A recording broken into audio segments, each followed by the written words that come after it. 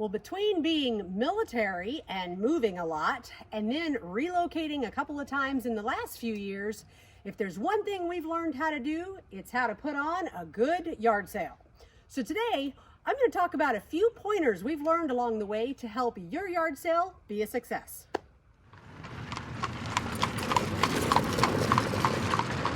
So as you can see behind me, we are getting ready for a big spring farm cleanup sale. In anticipation of our upcoming move, we've paused the farm and we're basically getting rid of all the excess. A lot of it came from our previous farm and we haven't used it. A lot of it's just a general purge that always needs to happen once a year or so. And you know, you just kind of gather stuff. So what a great time to get rid of it. So let's talk about how we are setting this up to draw a lot of customers in. Early promotion of your yard sale is very helpful. Typically, I like to allow myself about a week where I start advertising online, basically with teasers. I'm not giving a ton of information, but I do something that allows people to know all my posts on Facebook or Craigslist or whatever are linked together. For example, for this one, I put in big capital letters, the very first word is massive.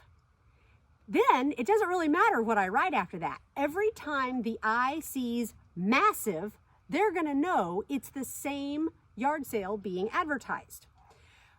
Another big piece of information I will offer is if you advertise online, people want to take advantage of communicating ahead of time.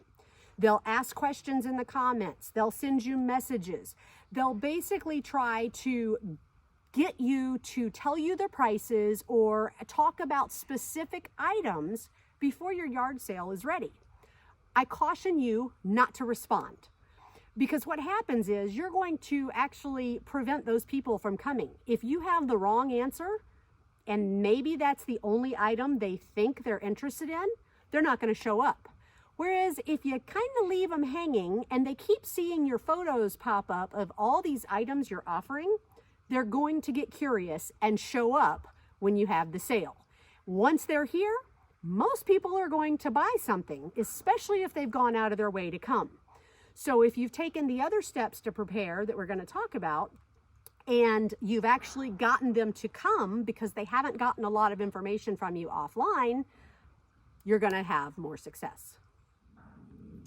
So in addition to how you promote using words and interacting with your customers, pictures are worth a ton of information. However, you want to be selective in your pictures. I see a lot of yard sales being advertised using pictures of a scrap heap. You know, people think, okay, I'll just take a picture of all this stuff piled together before I've even set it out. That's not really helpful, and honestly, it just looks like a bunch of junk is going to be sold. If you take the time to set a few things out, even if it's just your big and more valuable items, but preferably a mix of expensive items and inexpensive items, take pictures that represent an overall sample of your yard sale. Again, the idea is to offer teasers and draw people out. So we take pictures of some of the antiques we might offer, some of the animal equipment or horse equipment that we think might be popular, some of the furniture that we know is popular in our area. When you offer these little teaser bits of information, it really gets people's attention and you're bound to have more people show up to your sale. Cleaning up your items is a really necessary thing to do prior to offering them for sale. Sure, we've all seen the stuff drug out of the barn and garage, thrown out there, and that's acceptable if you're okay getting a low dollar. But if you're willing to take just a few minutes and clean things up a little bit, I don't even mean sterilize and make them spotless. I just mean tidy. For example, if you have an item that has a lot of crud, mud, stored up dust inside, maybe some cake stuff in the bottom where it got rainwater, and you put it out at the yard sale, well, you know, people are going to want to pay less because they know they have to clean that item up, and it's a reflection that you might not have taken care of your items. On the flip side, take 5 or 10 minutes, clean up the items, and all of a sudden people see it as increased in value. They don't have to clean it. They can see the real condition, and it suggests you took better care of your items, which makes people want to buy. Organization of your yard sale, it really is a big deal. For those of you who yard sale regularly, you know that one of the big frustrations is walking up to somebody's driveway and just having a hodgepodge of miscellaneous stuff spread out everywhere. So then if you're in a rush to get to multiple yard sales, it really is very time consuming to try to peruse everything there. In fact, I find myself in a hurry a lot and I drive by. If it looks like a mess, I'm not even going to get out. I just don't have the time. So if you can organize your yard sale into like items, it really helps people a lot and it helps draw people in. For example, for this sale we're going to have, we have set it up in actual corrals, if you will. So I have the horse tack corral, the section where everything in this area is horse related. I have an area that everything is livestock or pet related. We have an area of home goods. We have an area of garden equipment and general miscellaneous, yard equipment. We have an area with bicycles and wheeled items. So when you do it this way, it really helps people out because, someone who lives in a city house has no interest in perusing all my horse tack.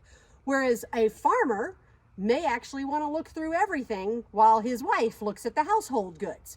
So this just really helps keep the thing flowing. It keeps the traffic moving, keeps people out of each other's way. We found that to be a really big help.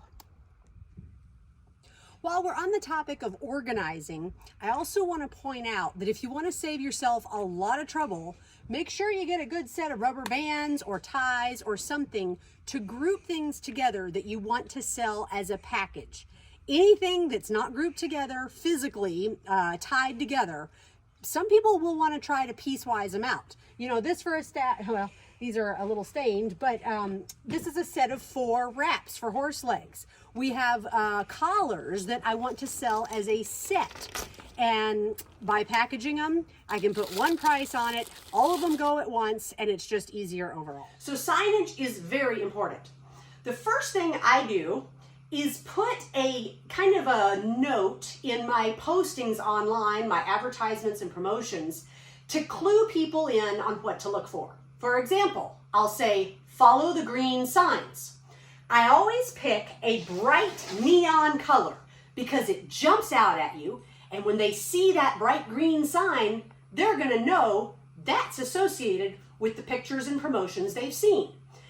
Another tip is actually take a picture of your sign and put it in your posting so they know exactly what they're looking for. Next, you want to limit your wording. Do large signs the further away you are from your house. You want it to mention that it's a sale, maybe have an arrow pointing in the direction they need to go, list the time you're having it, especially if it's outside of normal yard sale hours, which in my area is like 8 to 12. And finally, a quick address. Now, I've covered my address here just for security, but this is a very simple, large, easy to read sign as you're driving by at 55 miles an hour down the highway. I will take 2 of these and I'll post them on each side of the road or back to back, depending on the situation. The arrow is always pointing in the direction they need to turn, and it is visible to traffic coming from both directions. So that's one key. As they get closer, and maybe they've already gotten the address, I'll tone it down a little bit just to keep them on track and interested. For example, I may go to where I just say sale. They've already seen the address, they're already looking for the green sign, so they just need that affirmation they're still on the right path. So this might be something I'd use at the end of my lane. But again, I'm going to use 2 signs with arrows in opposite directions so I can put them either on opposite sides of the road or back to back so that both arrows are pointing in the direction they need to turn. Finally, in our situation, We're at the end of a long lane and we have a long driveway that can confuse some people. So right at the end, we add in just a couple of arrows.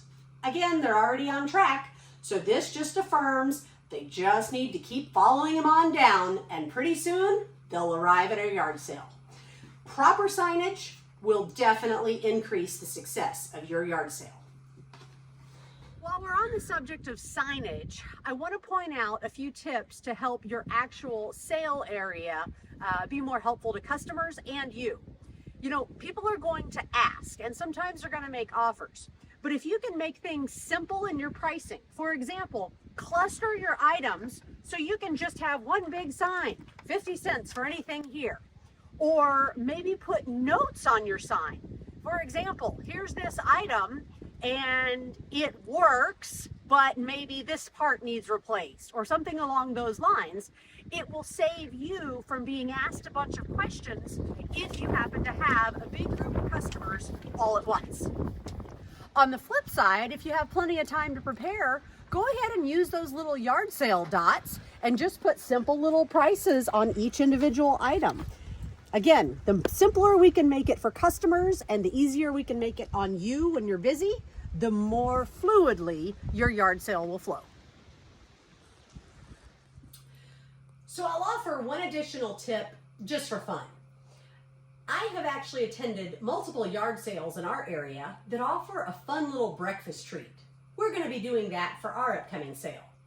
Now, this could be anything. It could be a pot of coffee, some hot cider. It could be muffins or cookies or donuts or other baked goods. I've seen people who bake them fresh. I've seen people who go to the local store, buy a big batch, and then just individually wrap things. Whatever you choose to do, it's a fun way just to offer a treat to people who are out there early in the morning. It's also a great way to let your kids get involved and feel a little special as they bring in some money. So Ruth has actually gone and baked little treats for our upcoming yard sale. They're cooling now, but we'll be wrapping each one, and she and Kyla will be sitting at a little table offering their treats for sale. What a fun way to just do something a notch above the others. Well, we're now on the morning of our yard sale. It's a little bit bitter cold, and unfortunately, we didn't even get a chance to make the rest of this video because we had such an onslaught of customers coming out. But a couple other tips I wanted to offer. One, power. You know, anytime you're selling appliances or things that plug in, a lot of times people are nervous about buying those because there's no evidence that they work. So just have an extension cord handy so anybody concerned can plug it in, you can show it works, and it prevents problems for you later if they get it home and claim it didn't work. Well, here we are. It's the end of the day and our yard sale has come to an end. You know, despite all our preparations, we weren't really sure how it was going to work because we got up this morning and it was in the 30-degree Fahrenheit range, just over freezing, 30s and 40s. It was brisk, it was cloudy, and not really pleasant outside. We weren't sure what was going to happen, but as it turned out, we had several hundred people show up. In fact, cars were lined up at the gates when we opened them this morning. So all in all, proud to say, we did really well. And as you can see behind me, most of what we were offering actually did go off to good homes where they'll find some use. Well, all in all, I feel like this yard sale was a great success. Hopefully you've picked up a few tips to make your next sale just as successful. You know, again, with proper signage, proper advertising and promotion, and really setting it up to encourage people coming and making it easy to find what they're looking for, you too can have great success at your sale. Be sure you hit the subscribe button so you don't miss upcoming videos, and leave us a comment. If you have any other tips that might help others have a successful sale, we'd love to hear about them. Otherwise, we'll see you next time.